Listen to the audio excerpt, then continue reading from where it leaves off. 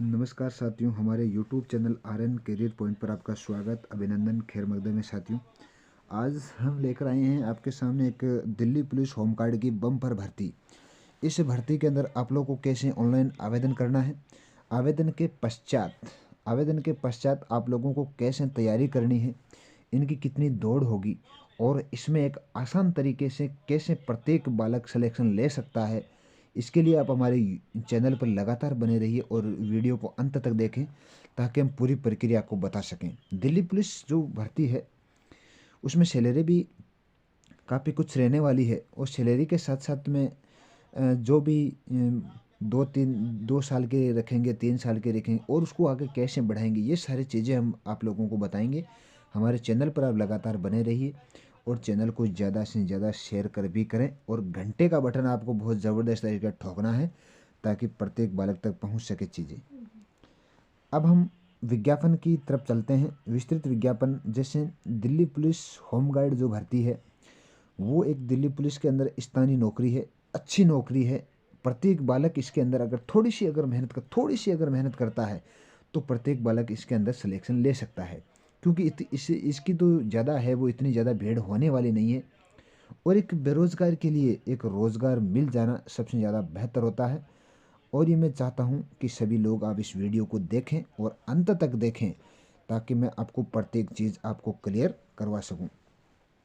अब आप जैसा कि देख पा रहे हो कि ऑनलाइन आवेदन जमा कराने की प्रारंभ तिथि 24 जनवरी 2024 से शुरू हो चुकी है, यानी कि कल से शुरू हो चुकी है। आज 25 जनवरी है, मैं ये वीडियो 25 जनवरी को बना रहा हूँ और ऑनलाइन आवेदन जमा कराने की तिथि 13 फरवरी ही है। याद रखिएगा, ऑनलाइन आवेदन करने की अंतिम तिथि 13 फरवरी ही है, इसलिए अंतिम तारीख का आप वेट मत करिएगा और अंतिम तारीख का वेट ना करते हुए आप लोगों को आगे बढ़ना है।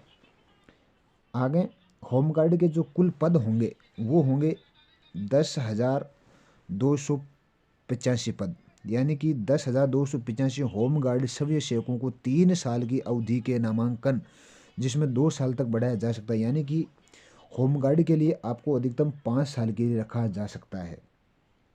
ये इस ऑनलाइन आवेदन के अंदर पहले है।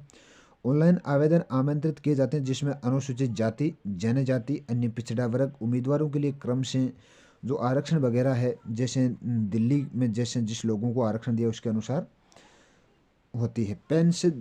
पेंशन अर्जित करने के बाद इसे सेवा से, यानी कि जो भी रिटायरमेंट कर्मचारी वो भी इसमें अपनी सेवा दे सकता है। अब मैं आपको सीधा ले सकता हूँ पात्रता और मापदंड के अंदर। पात्रता और इसकी मापदंड क्या होगा ये भी आपको एक अच्छे तरीके से बताने वाले हैं। भारत का नागरिक, राष्ट्रीय राजधानी क्षेत्र दिल्ली का निवासी, भारत का नागरिक यानी कि कहीं भी भारत किसी भी क्षेत्र से होना चाहिए और राष्ट्रीय राजधानी दिल्ली का भी हो सकता है। जैसे उम्मीदवार के पास निम्नलिखित में से कोई एक होना चाहिए। मान्य पासपोर्ट, चुनाव आयोग द्वारा वोटर आईडी कार्ड भी हो सकता है, वैध राशन कार्ड भी हो सकता है, उसमें फोटो भी लगी होनी चाहिए। परिवहन विभाग का एनसीटी दिल्ली जारी वैध ड्राइविंग लाइसेंस भी हो सकता है। दिल्ली आवासीय पते का फोटो युक्त सार्वजनिक क्षेत्र बैंक खाते के विविध, यानी कि इसमें से अगर कोई भी अगर आपके पास डॉक्यूमेंट है तो आप उसके आधार पर फॉर्म अप्लाई कर सकते हो। इनकी जो आयु है 20 वर्ष से लेकर के 45 वर्ष तक होमगार्ड के अंदर आयु रखी गई है। और भूतपूर्व सैनिकों के लिए यानी जो शैक्षिक योग्यता है वो आप देख पा रहे हो जिस तरह से शैक्षिक योग्यता 12वीं पास होना चाहिए। और जो भूतपूर्व जो रिटायरमेंट कोई भी अगर कर्मचारी है तो वो 10वीं पास भी योग्य है। पुरुषों की जो ऊंचाई 165 सेंटीमीटर और महिलाओं के लिए 152 सेंटीमीटर रखी गई है। अगला है उम्मीदवार के पास केंद्र शासित प्रदेश दिल्ली का निवास प्रमाण पत्र, शिक्षा, आयु आरक्षण, बोनस अंग से संबंधित प्रमाण पत्र दस्तावेज होने चाहिए, जिसमें निम्नलिखित परीक्षा के बाद दस्तावेज सत्यापन के दौरान प्रस्तुत किया जाना चाहिए। उसे नामांकन हेतु विज्ञापन प्रकाशन की तारीख से पहले किया होना चाहिए। केवल उम्मीदवारों के शारीरिक मापतोल दक्षता परीक्षण पीएमटी 1600 मीटर दौड़ एवं ऊंचाई माप में अहर्ता प्राप्त करते हैं, यानी कि इसके अंदर कोई नंबर नहीं है। अगर वो पीएमटी यानी कि अगर वो फिजिकल टेस्ट अगर पास करता है तो उसके बाद में उसको एग्जाम के लिए एलिजिबल माना जाएगा। नामांकन पोर्टल, जैसा कि आप देख रहे हो ये नामांकन पोर्टल है। आज इस वेबसाइट पर जाकर के आराम से आप ऑनलाइन आवेदन फिल कर सकते हो और आवेदन शुरू हो गए हैं तो आप लोगों को आवेदन करना है, सभी को करना है। और एक आसान सिलेक्शन कैसे पाए, हमारे वीडियो तक आप बने रहिए। निम्नलिखित 2 चरणों में पात्र आवेदकों को प्रदर्शन के आधार पर किया जाएगा। पहला जो चरण होगा वो शारीरिक एवं क्षमता परीक्षण होगा, जिसमें केवल आपको क्वालिफाई करना है। इसमें कोई अंक नहीं है, कोई अंक नहीं है, पहले बता देता हूँ मैं। शारीरिक जो ऊंचाई वगैरह मैंने पहले बता दी है, और उम्मीदवारों का दौड़ है वो 24 एक आयु के अनुसार दौड़ का मापदंड भी है। अगर कोई बालक अगर 30 वर्ष तक है तो 1600 मीटर 6 मिनट में दौड़ना पड़ेगा। अगर वो 30 से 40 के बीच में है तो उसको 7 मिनट में। अगर उनको 40 से 45 तक है तो उनको 1600 मीटर है वो 8 मिनट के अंदर दौड़ना पड़ेगा। भूतपूर्व सैनिकों के लिए 10 मिनट की, महिला अभ्यर्थियों के लिए 30 वर्ष तक 8 मिनट का समय है। 30 से अगर अबाउ है, यानी कि 30 से लेकर के 40, तो उसके लिए 9 मिनट का समय है। तो वो भी एक आप इसमें आराम से देख सकते हो। अगला है चरण बी, लिखित परीक्षा एवं बोनस अंक प्रदान करना, दस्तावेज एवं बोनस अंक का सत्यापन। यानी कि जो केवल पीएमटी योग्य उम्मीदवार के लिए लिखित परीक्षा, यानी कि अगर वो फिजिकल टेस्ट पास कर लेता है तो उनके बाद में उनको उनके लिए वो एग्ज़ाम होगा, और एग्ज़ाम के बाद में उसका फाइनल सिलेक्शन मान लिया जाएगा। इसके लिए अगर आप लोग ज़्यादा से ज़्यादा शेयर करोगे और हमारे चैनल के लिए अगर आप विश्वास पात्र अगर बने रहोगे, तो मैं पूरा का पूरा जो दिल्ली पुलिस होमगार्ड भर्ती है उनके सिलेबस के अनुसार हमारे चैनल पर वन लाइनर आपको टेस्ट सीरीज, वन लाइनर आपको क्लासें यहाँ पर निःशुल्क मिलने वाली है। लिखित परीक्षा बहुविकल्पीय वस्तुनिष्ठ प्रश्न होंगे, प्रत्येक प्रश्न 1 अंक का होगा, कुल मिलाकर के 80 अंक होंगे।